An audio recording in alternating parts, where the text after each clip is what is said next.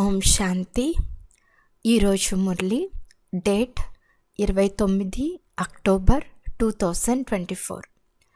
బాబా చెప్తున్నారు, మధురమైన పిల్లల్లారా, ఆత్మలోని వికారాల మలినాలను తొలగించుకుని శుద్ధమైన పుష్పాలుగా అవ్వండి. బాబా స్మృతి ద్వారానే మలినాలు పూర్తిగా తొలగిపోతాయి. ప్రశ్న: పవిత్రంగా అయ్యే పిల్లలు ఏ విషయంలో బాబాను అనుసరించాలి? జవాబు: బాబా పవిత్రమైన వారు. వారెప్పుడూ అపవిత్ర మల్ల మనుషులతో కలవరు. ఇది చాలా చాలా రహస్యమైన విషయం. అలాగే పవిత్రులుగా అవుతున్న పిల్లలైన మీరు కూడా బాబాను అనుసరించండి, చెడును చూడకండి. ఓం శాంతి. బాబా కూర్చుని పిల్లలకు అర్థం చేయిస్తున్నారు. వీరిరువురు తండ్రులే.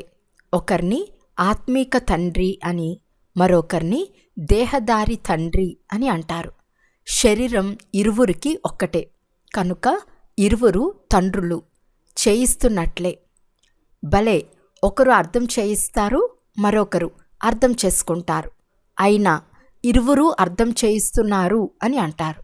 ఇంత చిన్న ఆత్మలో ఎంత మలినం చేరి ఉంది. మలినం చేరటం వలన ఎంత నష్టం వాటిల్లుతుంది. ఈ లాభ నష్టాలు చూసేందుకు శరీరంతో ఉన్నప్పుడే వీలవుతుంది.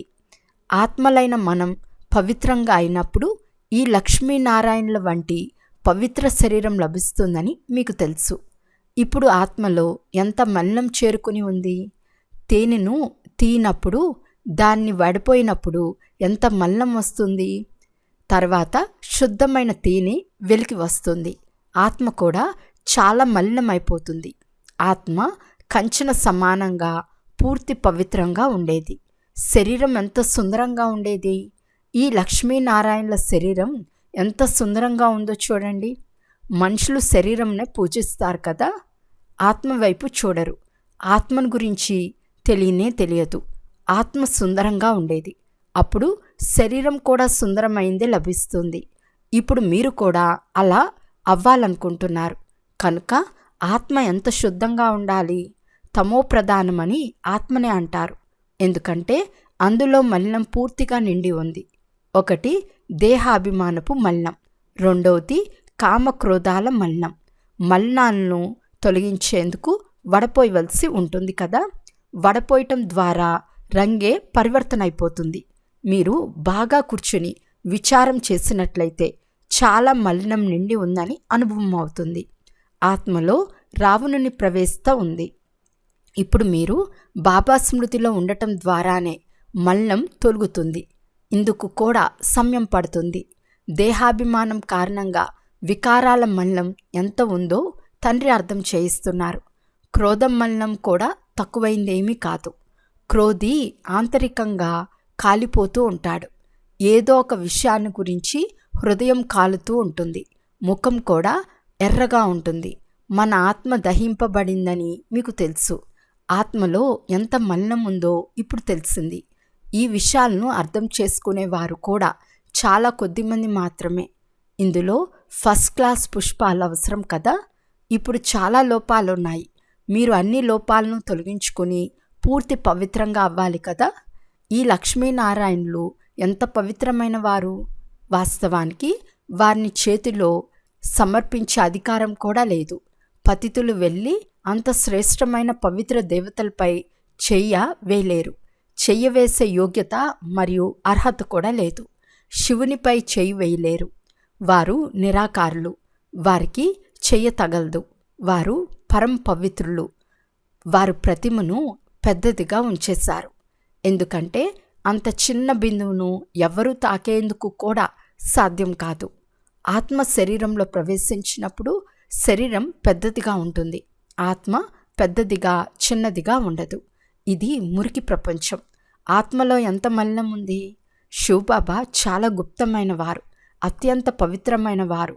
ఇక్కడ అందరినీ ఒకే విధంగా చేసేస్తారు. ఒకరినొకరు నీవు పశువు అని కూడా అనుకుంటూ ఉంటారు. సత్యుగంలో ఇలాంటి భాష ఉండదు. ఆత్మలో చాలా మలినం చేరి ఉందని ఇప్పుడు మీరు అనుభవం చేస్తారు. తండ్రిని స్మృతి చేసేందుకు ఆత్మ యోగ్యత కూడా లేదు. అయోగ్యులని తెలుసుకొని మాయ కూడా ఒక్కసారిగా వారిని తొలగించి వేస్తుంది. తండ్రి ఎంత గుప్తమైన వారు! ఆత్మలమైన మనం ఎలా ఉండేవారం, ఎలా అవుతున్నాము? ఇప్పుడు తండ్రి అర్థం చేయిస్తున్నారు. ఆత్మను శుద్ధంగా చేసేందుకు మీరు నన్ను పిలిచారు. ఎంత మలినం నిండి ఉంది. తోటలో అన్నీ ఫస్ట్ క్లాస్ పుష్పాలే ఉండవు, నెంబర్ వారుగా ఉంటాయి. బాబా తోట యజమాని. ఆత్మ ఎంత పవిత్రంగా అవుతుంది, మళ్ళీ ఎంత మలినంగా, పూర్తి ముల్లగా తయారవుతుంది. ఆత్మలోనే దేహాభిమాన మల్లం, కామక్రోధాల మల్లం నిండుతుంది. క్రోధం కూడా మనుషుల్లో ఎంతగా ఉంది. మీరు పవిత్రంగా అయితే ఎవరి ముఖాలను చూచేందుకు కూడా ఇష్టముండదు. చెడును చూడకండి, అపవిత్రులను చూడరాదు. ఆత్మ పవిత్రమైన కొత్త శరీరాన్ని తీసుకున్నప్పుడు మల్లాన్ని చూడనే చూడదు. ఈ మురికి ప్రపంచమే సమాప్తమైపోతుంది. తండ్రి చెప్తున్నారు, మీరు దేహాభిమానంలోకి వచ్చి ఎంత మలినంగా తయారయ్యారు, పతితులయ్యారు. బాబా, మాలో క్రోధభూతం ఉంది. బాబా, మేము పవిత్రంగా అయ్యేందుకు మీ వద్దకు వచ్చాము అని పిల్లలు పిలుస్తూ ఉంటారు. బాబా సదా పవిత్రులని తెలుసు. అలాంటి సర్వశ్రేష్ఠ అథారిటీని సర్వవ్యాపి అని ఎంత అగౌరవపరిచారు. మేము ఎలా ఉండేవారము, మళ్ళీ ఎలాంటి వారము, ఎలా తయారవుతున్నామని మీపై మీకే యావగింపు కలుగుతుంది. ఈ మాటలు పిల్లలైన మీరు మాత్రమే అర్థం చేసుకుంటారు. వేరే ఇతర సత్సంగాల్లో, విశ్వవిద్యాలయాల్లో ఎక్కడా ఎలాంటి లక్ష్యం గురించి ఎవ్వరూ చెప్పరు. ఆత్మలో మలినం ఎలా నిండుతూ వచ్చిందో మీరు తెలుసుకున్నారు. 2 కళలు తగ్గిపోయాయి, తర్వాత 4 కళలు తగ్గిపోయాయి. మలినం నిండుతూ వచ్చింది. అందుకే తమోప్రధానమని చెప్పబడుతుంది. కొందరు లోభంలో, మరికొందరు మోహంలో కాలి మరణిస్తారు. ఈ స్థితిలోనే కాలి మరణిస్తారు. ఈ లక్ష్మీనారాయణను బాబాయే ఇలా తయారు చేశారు. కనుక స్వయం ఎంత అప్రమత్తంగా ఉండాలి. తుఫాన్లు చాలా వస్తూ ఉంటాయి. మాయ తుఫాన్లే వస్తూ ఉంటాయి, వేరే తుఫాన్లు రావు. ఉదాహరణకి శాస్త్రాల్లో హనుమంతుడు మొదలైన వారి కథలు రాశారు. భగవంతుడు శాస్త్రాలను తయారు చేశారని అంటారు. భగవంతుడు సర్వవేద శాస్త్రాల సారాన్ని వినిపిస్తున్నారు. భగవంతుడు సద్గతినిచ్చారు. వారికి శాస్త్రాలను తయారు చేసే అవసరం ఏముంది? ఇప్పుడు తండ్రి చెడును వినకండి అని చెప్తున్నారు. ఈ శాస్త్రాలు మొదలైన వాటి ద్వారా మీరు శ్రేష్టంగా తయారవ్వలేరు. నేను ఈ అన్నిటి నుండి భిన్నంగా ఉన్నాను. నన్ను ఎవరు గుర్తించలేరు. తండ్రి ఎవరో, వారు ఏమిటో ఎవ్వరికీ తెలియదు. ఎవరెవరు సర్వీస్ చేస్తారో, అనగా కళ్యాణకారులుగా అయి ఇతరులకు కూడా కళ్యాణం చేస్తారో వారు తండ్రికి తెలుసు. వారే తండ్రి హృదయంలో ఉంటారు. సర్వీస్ గురించి తెలియని వారు కూడా కొందరున్నారు. స్వయాన్ని ఆత్మ అని తెలుసుకుని తండ్రిని స్మృతి చెయ్యండి అనే జ్ఞానం మీకు లభించింది. ఆత్మ శుద్ధమవుతుంది, కానీ శరీరం పతితమైనదే కదా. ఎవరి ఆత్మ శుద్ధమవుతూ పోతుందో వారి ప్రవర్తనలో రాత్రికి పగలకు ఉన్నంత వ్యత్యాసం ఉంటుంది. నడవడికల ద్వారానే తెలుస్తుంది. ఎవరి పేరు చెప్పబడదు. ఒకవేళ పేరు చెప్తే ఇంకా అధ్వాన్నంగా అవుతారు. ఇప్పుడు మీరు వ్యత్యాసం చూడగలరు. మీరు ఎలా ఉండేవారు, ఎలా తయారవ్వాలి. కనుక శ్రీమత అనుసారం నడవాలి కదా. లోపల ఏ మలినం చేరి ఉందో దాన్ని తొలగించాలి. లౌకిక సంబంధంలో కూడా కొందరు చాలా మురికి పిల్లలుగా ఉంటారు. వారు తండ్రి కూడా వారితో విసిగిపోతాడు. అలాంటి పిల్లలు లేకపోవటమే మంచిదని అంటారు.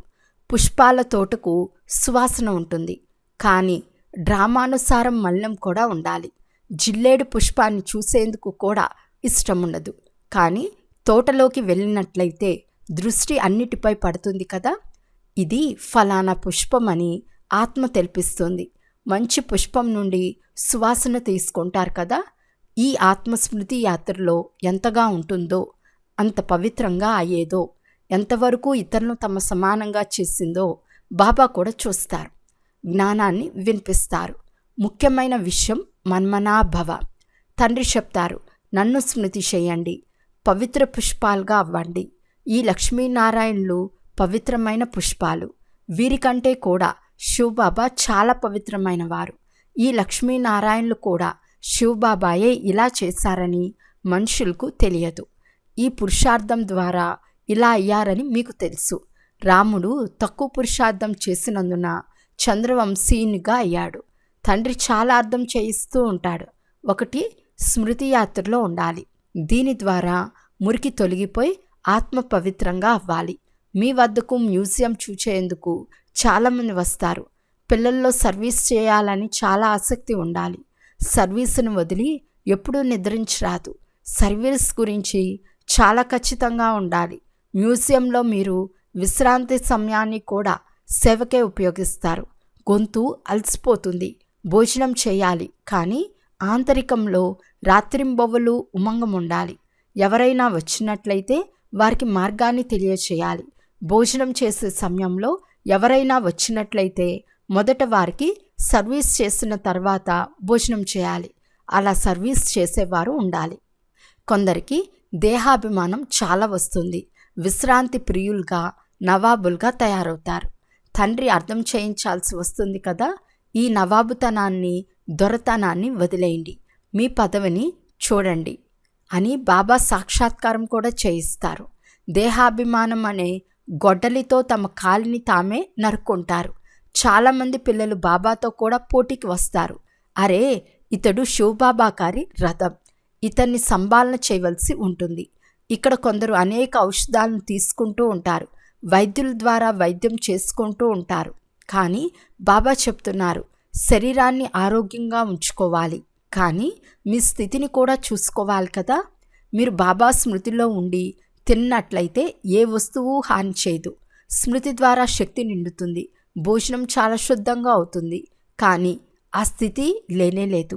బాబా చెప్తున్నారు, బ్రాహ్మణుల ద్వారా తయారైన భోజనం సర్వోన్నతమైనది, కానీ అది కేవలం స్మృతిలో ఉండి చేసినప్పుడు మాత్రమే. స్మృతిలో ఉండి చేసినట్లయితే చేసిన వారికి కూడా లాభం, తిన్నవారికి కూడా లాభం కలుగుతుంది. జిల్లేడు పువ్వు లాంటి వారు కూడా చాలామంది ఉన్నారు. పాపం, వారు ఏ పదవిని పొందుతారు? తండ్రికి జాలి కలుగుతుంది, కానీ దాసదాసీలుగా అవ్వటం కూడా రచింపబడింది. అంతలో సంతోషించరాదు.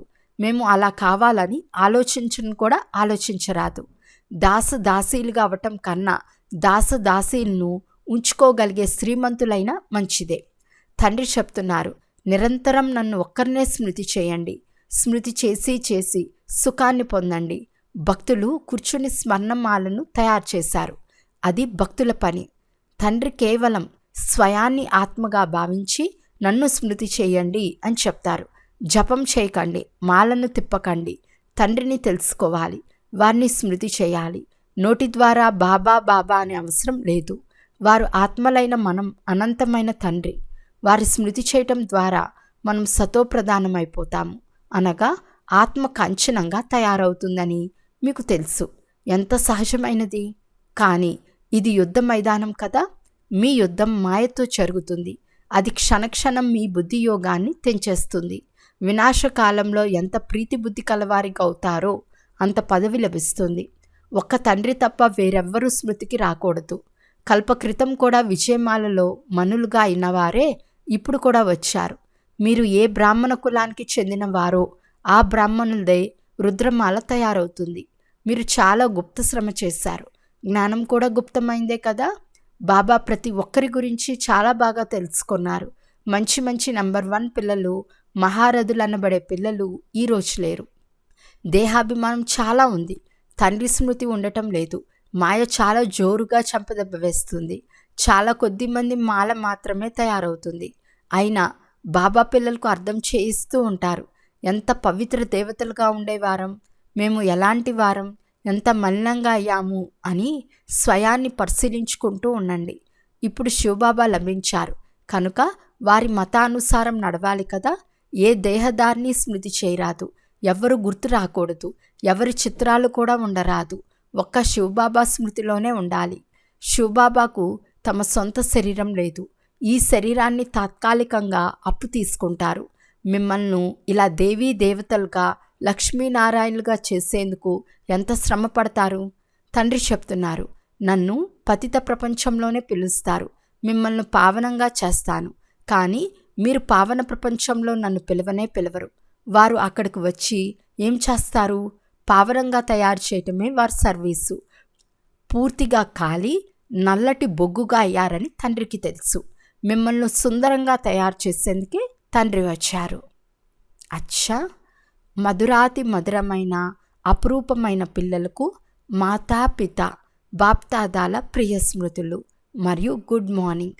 ఆత్మీక పిల్లలకు ఆత్మీక తండ్రి నమస్తే. ఆత్మీక తండ్రికి ఆత్మీక పిల్లల యొక్క ప్రియ స్మృతులు మరియు నమస్తే నమస్తే నమస్తే. ధారణ కొరకు ముఖ్య సారం. ఫస్ట్ పాయింట్, సర్వీసులో చాలా ఖచ్చితంగా ఉండాలి. రాత్రింబవలు సర్వీస్ చేసే ఉత్సాహం ఉండాలి. సర్వీసును వదిలి ఎప్పుడు విశ్రాంతి తీసుకోరాదు.